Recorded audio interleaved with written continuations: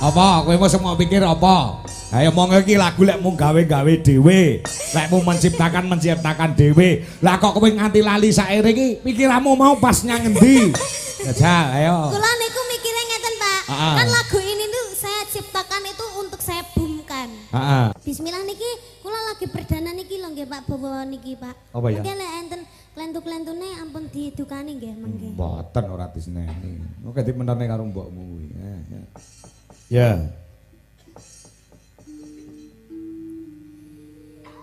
Kiraku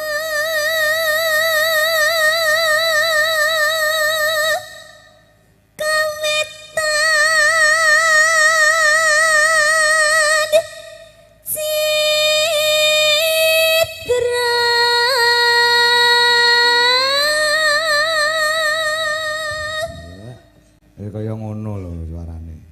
Bledek Kediri Niken Salindri. Heeh. Ya.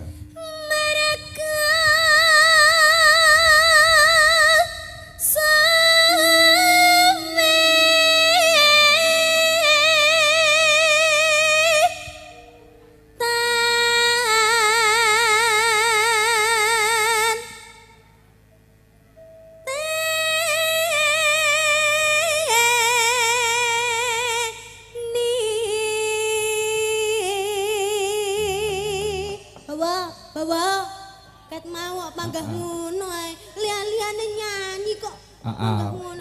Anu lho Pak. Sapa? Mbak Copet. Iya pancene nek karo kowe iki lara ati kok. Nek karo kowe iki laire tok apik ning batine iki keloro-loro. Mergo arep mok pek.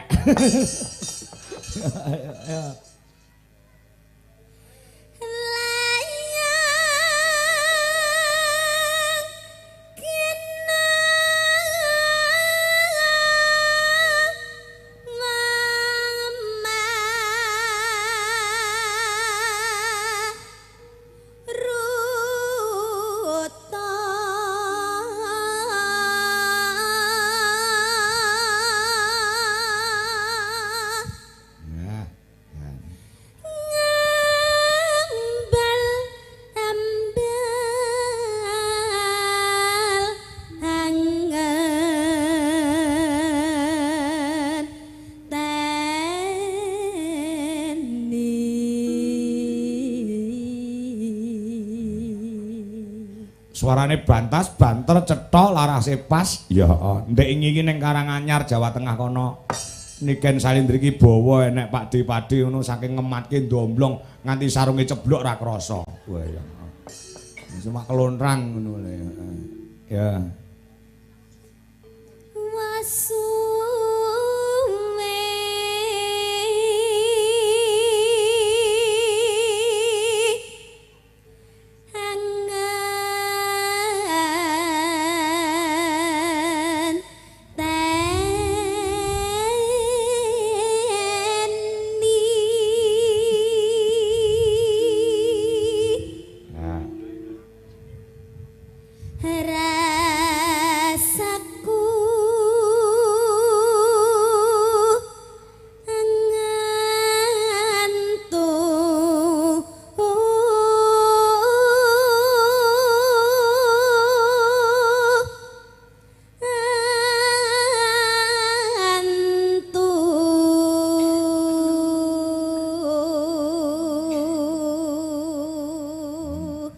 Nduk Ken? Iki entuk salam saka bundamu sing ana Jakarta. Bunda Santi. Salam buat Nduk Niken Mas Kanko. Nggih, salamkan balik ya. Nggih. Niki mugi entuk WA Nduk Niken. Nggih. Mas Nanang Tunanetra sing nonton. Lah niku wonten mriku Pak. Ning ndi mau jae? Mau teng mriku. Heeh, hati-hati lho lek ilang. Teng pundi wau? Salam nggo Mbak Niken. Wow. Oke. Ya, terus? Bicara krungu samaya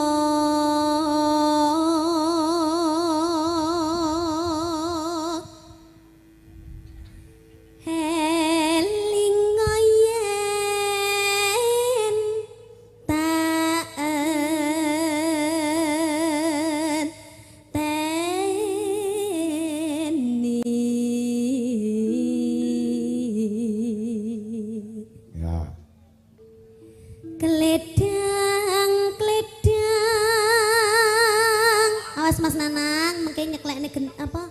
Ndi wis teko? Niku sampun rebab. Oh alah nggen ya. Wong mripate ora aruh kok ya tekan ngendi-ngendi. Iki yo WA aku meneh. Lek chat kula niku mboten tipu lho, Pak. Hah? Lek chat kula niku mboten tipu lho. Apa ya? Nggih. Ora tipu. Mboten. Lah iki lho WA aneh iki lho. Pak Wanda Ayu, Pak. Wah. Jane milih aku apa milih Wanda to, Mas? Lah iya. Oh alah wong dope pedhot kok ngerti wong ayu. Iya. Kledang lakai bocai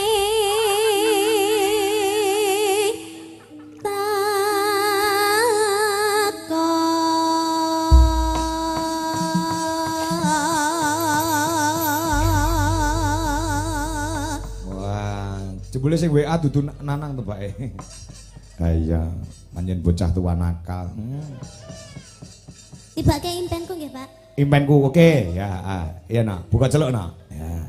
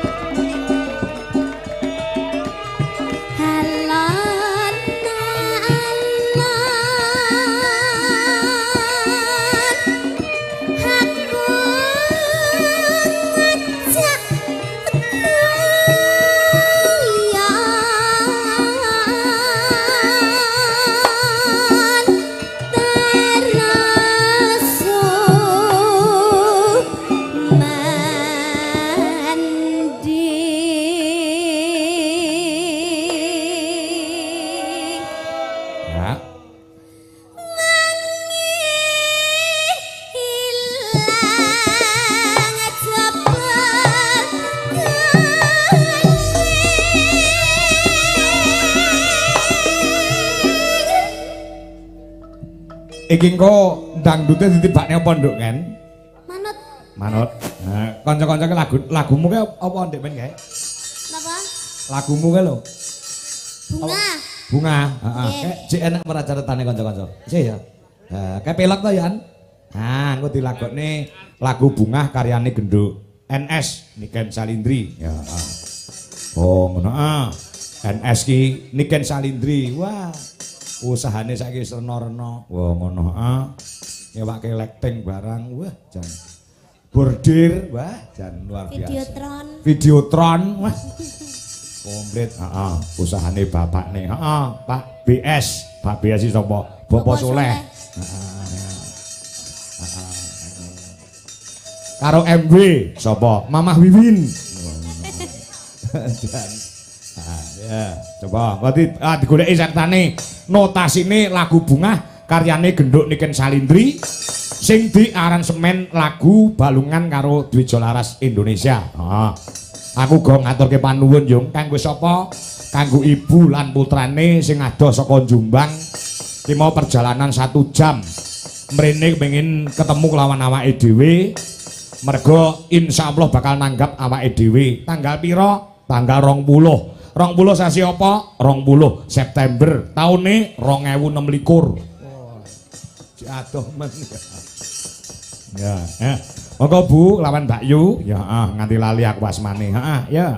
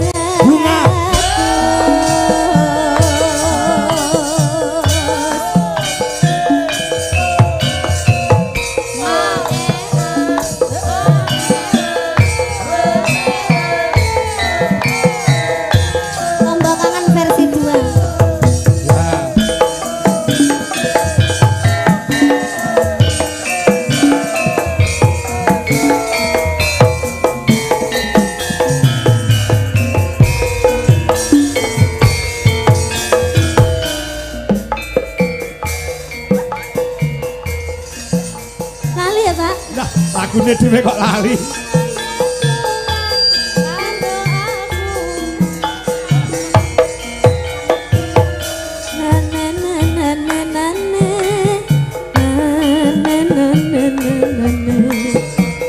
Jejer wong loro kaya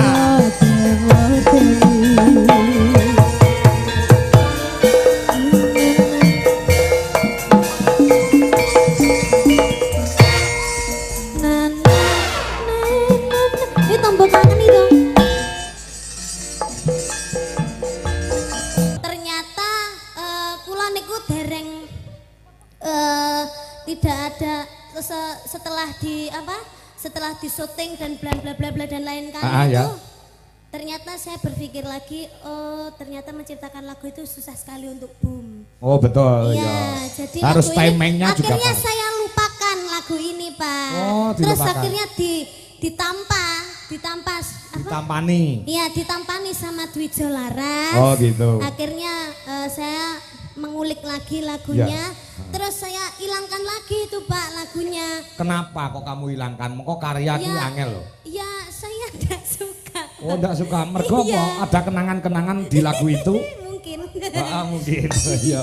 Oh ngono, iya. Tapi karya itu luar biasa loh, harus dihargai dan semua teman-teman itu Dwijo Laras menghargai karyamu. Saya salut sekali sama Dwijo Laras Indonesia karena sudah mau menampa lagu saya baru kali ini Pak. Oh ngono. Iya, baru kali ini saya tuh seneng banget gitu loh Pak. Jadi terharu, oh ternyata laguku itu ada yang ditampa sama Dwijo Laras. Iya, masuk ke dalam hati ini konco-konco Dwijo Laras. Jadi saya tuh kayak terharu gimana gitu. Iya ternyata. Wes. Lah iya. Kanca-kanca ki senengane ngopen-ngopeni ngono kuwi. Ora mung karya-karyamu tok, karyane Mbak Narto Sabdo, karyane piye-piye dhisik iki diopeni kabeh, ngono lho. Iya. Pak, makasih banyak ya, Pak. Apa? Karena sudah menampa laguku tadi. Iya, jangan saya tapi teman-teman. Oh ya, terima kasih ya buat bapak-bapak pengrawit. Masa bapak? Iya, banyak bapak-bapaknya di sini. Oh. Kakak-kakak ada enggak? Yang kakak-kakak ada enggak? Kakak-kakaknya ada 3 aja sih, kayaknya yang lain bapak-bapak. Oh iya. Ada yang kakek-kakek enggak? Yang kakek-kakek, bentar saya deleng dulu. Iya. Kayaknya tidak ada yang kakek-kakek itu. Enggak ada. Iya. Iya. Oh ada, kalau eyang ada itu yang beduk itu eyang itu. Ya, eyang Mayangkoro ya itu ya. Yang betul. Pini sepuhe kuwi. Aku di WA nduk karo Mbak Santi supaya ngaturke duit 500.000 kanggo nduk niken. Nggih, paringno Bu. Iki wis disaran paring aku. Paringno nduk Cahyu. Wis kowe Ibu, kaya apa? Aja engko ndarani ora diparingke. Dikengken transfer jenengan kali Ibu, wau. Ora diparingke cash wae. Ya. Diparingke cash. kanggo gen Mbak Santi mirsani saka Jakarta. Gen ditampa ngono kan. Emang nyuwun lagu apa, Pak? Mboten nyuwun lagon. Bakune salame wis diaturke ning sampean. Om insyaallah engko tanggal 22 November 2025 siang Mayangkara. Oh, wis dipel to awakmu. Napa? 2000 iki lho tanggal 22 November siang Mayangkara. Heeh, teng kene Mbak Santi. Mboten ngertos. Wah lah iki. Oh bengine wayangan Pak Kangkong. Niki nggih Pak, sampun Pak niki matur ning kamera Mbak niki Santi. Niki Bunda Santi niki jumlahnya 300.000 sing 200 500. 500. 500. Terima kasih buat Bunda Santi, saya selalu panjang umur. Ya. Lah saiki sing nganggo musik, gangene ngomong musik iki. Ya. Apa lagune? Nah, ini kita kasih yang hot apa yang apa ini Pak Bu? Yang hot. Apa ya? Aja. Apa wae sak merdikamu sak senengmu. Iki lek Pak Lurah nyuwun lagu lamunan. Nggih, lepon lamunan mawon. Lamunan nggih? Nah, Pak Pardi nyuwun lagu lamunan nggih ngijoli kutut manggung kuwi lho. Iya. Ya, lamunan. Ya musike ya Mas. Ya, diaturke kenduk Niken Salindri. Nah, lamunan ya. Musike kaya ngapa? Nah, musik muni lagune dikumandangke karo genduk Niken. Aku njaluk siap. Heeh. Leren sik ya, Nduk, rong lagu engko meneh. Ya, mergo aku entuk amanah saka Malaysia supaya maringke saweran kanggo Nduk Niken lawan Mas Ardi. Oh, ngono ya. Oh, heeh. Iki bocah iki ora tau leren mulu ya. Rong lagu engko gen leren sikik mengunjal ambekan. Oh, ngono ya. Nah, ya. Mbak Santi sampun kula aturaken kelawan Nduk Niken nggih. Engko awane campur sari Mayangkara ana bengine genti wayange. Ya. Lek Ming kayen kidul wilujeng rawuhipun duwe Jolaras Indonesia teng Bangsongan semangat merdeka. Wih nggih Lek Ming. Oh ngono. Nggih. Nyusul ki dalang kula kidule. Panggung kula Joko saking Kedung Malang nggih. Papar. Matur sembah nuwun. Ya. Ayo Bu Dewi Kurniawati iki lagune isih sitok. Pamundhut saka bendahare Mas Budi. Lagune Sambel Kemangi. Oh ngono Bu Dewi Kurniawati ya. Diaturi tumandang. Oh ngono ya.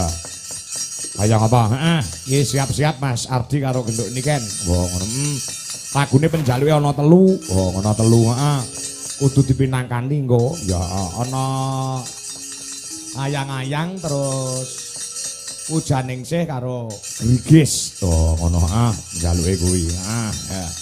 Bu Dewi, ayo jumeneng Bu. Ngono ya. Ya, lagune apa? Sambel Kemangi pamundhut saka Pak Budi. Oh ngono. Diaturke. Monggo kendang baline Mas Guru Gogo. Kendang Banyuwangi Mas. Ya. Bu Dewi, semangat nggih Bu? Semangat. Ki mau aku ya karo guyon. Medun ki mau karo guyon ana sing mak celmong dalang kok nguyuh. Nggih nyuwun pangapunten Pak, kula seminggu kepengker nembe operasi batu ginjal. Ngen peteng kula tasih dipun pasang selang utawa seten kalian dokter mengke dilepas bulan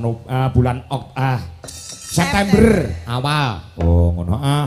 Mergo bawane kudu nguyuh terus nggo ngresiki sing reget-reget ning jero. Oh ngono. Ya nyuwun pangapunten nggih. Wong biasane ya ora tau nguyuh. Gandeng iki kesehatane urung stabil ya kudu manut karo dokter sik. Nggih Bu nggih. Ngoten nggih Bu. Nggih, leres. Ngendikane dokter Wibisono spesial urologi ya. Nggih, leres. Nggih. Nyuwun donganipun insyaallah mengko tanggal 8 napa 7 Bu Dewi dilepas 9 September dipun lepas tenipun. Oh ngono. Dadi iki nguyuhe jek metu abang-abange ngono kae. Ya ora apa-apa ya, ora apa-apa. Ya, monggo. Matur sembah nuwun. Ya uga iki dimirsani sing saka mburi kelir ya pirang-pirang sing do nonton ana layar no. Mergo panggonane wis ora muat kanggo para pamirsa. Urung sing mirsani lumantar YouTube iki mau mencapai 5.200 pasang mata. Ya. Urung sing ana TikTok iki uga mencapai 2.000 lebih. Oh, ngono yang menyaksikan pagelaran pada malam hari ini ya sisan mumpung iki sing nonton pirang-pirang becik sing ana lokasi lan ana ing streaming tak kon waspada lan ngati-ati saiki penipuan iki maneka warna aku awan mau meh kapusan no. Oh ngono tenan tak critakne mergo iki men kabeh ngati-ati modus-modus penipuan kuwi saiki maneka warna. Oh kowe awan mau meh kapusan ya.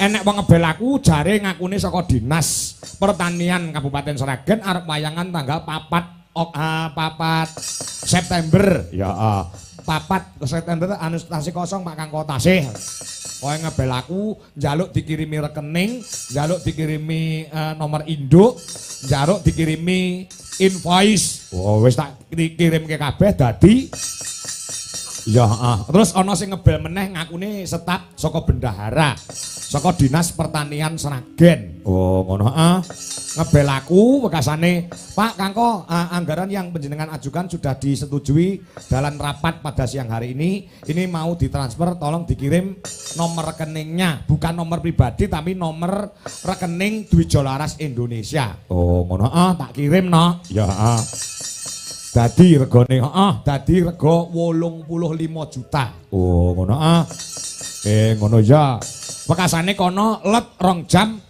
ngirimi surat utawa ngirimi bukti transfer tulisane berhasil. Oh ngirim 47,5 juta kanggo DP pagelaran. Oh ngono ya Pak Kangko ini anu nuwun sewu anggene transfer kula kakean 7,5 juta yang 40 buat DP Pak Kangko yang 7,5 juta buat DP Happy Asmara. Oh ngono kuwi aku wis ora percaya sik mosok Happy Asmara gelem wayangan kuwi tak kon ngati-ati tenan kanca-kanca seniman.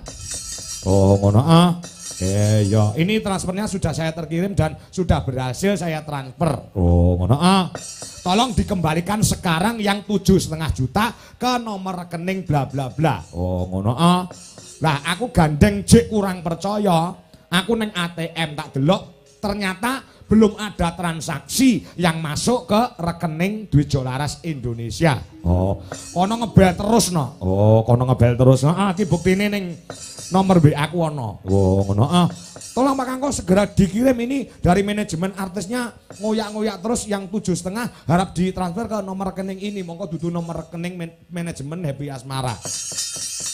Oh ngono aku wis curiga kok ngoyak-ngoyak tak jarke telepon tak jarke lah WA meneh Pak Kangko ini gandeng mendesak yang 7 juta saja yang 500 buat Pak Kangko iki aku wis mulai curiga.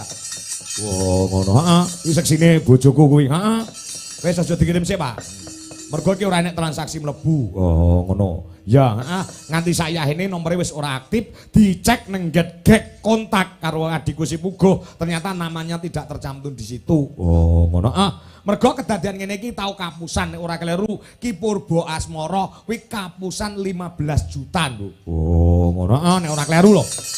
Ya mergo DP-ne kakean kon balekke. Saiki kanca-kanca dalang kono kanca seniman hati-hati dengan modus-modus seperti itu. Oh ngono ya.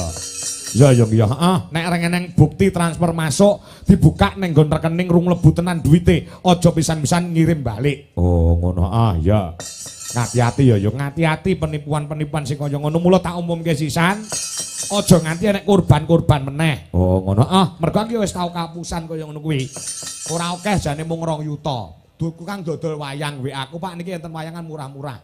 Mang tuku, tak tuku bareng transfer ilang sak wonge. Wah, sak nomere ilang, modus sing kaya ngono kuwi saiki kudu ngati-ati, jamane wis tuwa no. Oh, ngono. Lah terus transferane bukti berhasil transfer mau kuwi iso diedit saking pintere wong saiki. Wow. Nah, janto wis enek tulisane berhasil transfer. Ning aja percaya sik nek urung mau cek neng bank utawa cek saldo. Oh ya. Ngono ya iki nggih masyarakat ana ing bangsongan barang hati-hati Pak Lurah perangkating desa. Nek modus-modus transfer seperti itu harus dicek dulu ke bank. Benar-benar sudah masuk atau belum. Oh ya. Saiki mau iki ana pengumuman nggo supaya selamat kabeh. Oh ngono meh kapusan 7,5 juta. Oh ngono ya. Ya alhamdulillah bojoku ya kenceng. Bojoku ya nggondeli aja ditransfer sik Pak. Sing nganti urung enek sing mlebu aja nganti transfer. Nah, nyatane ya alhamdulillah slamet 7,5 juta. Ya. Mbak Retno Congpe karo Wiwi Irnawati pumpung kendange jek Banyuwangenan. Wah, ngono engko bar iki gek ngene niken. Ya, lagune apa? Lagune Banyuwangenan meneh. Ya ning garap gamelan Bali sik. Oh, ya. Cek M banking, Mas. Sampun kula cek. Delalah niku sing digoleki nomor rekening sing ora enek bankinge. Saking pintere malinge no. Oh, ngono. Tak kei nomor rekeningku pribadi sing enek M bankinge ora gelem. Oh, ngono. Ya. Ya, ya coba. Lagune Loro Sesigar, Loro Sesigar. Ya, Ya, menghimbau untuk semua masyarakat supaya hati-hati dengan modus seperti itu. Ya. Yo, monggo para kanca pun aturaken lagune Loro Sesigar. Yuk, dados.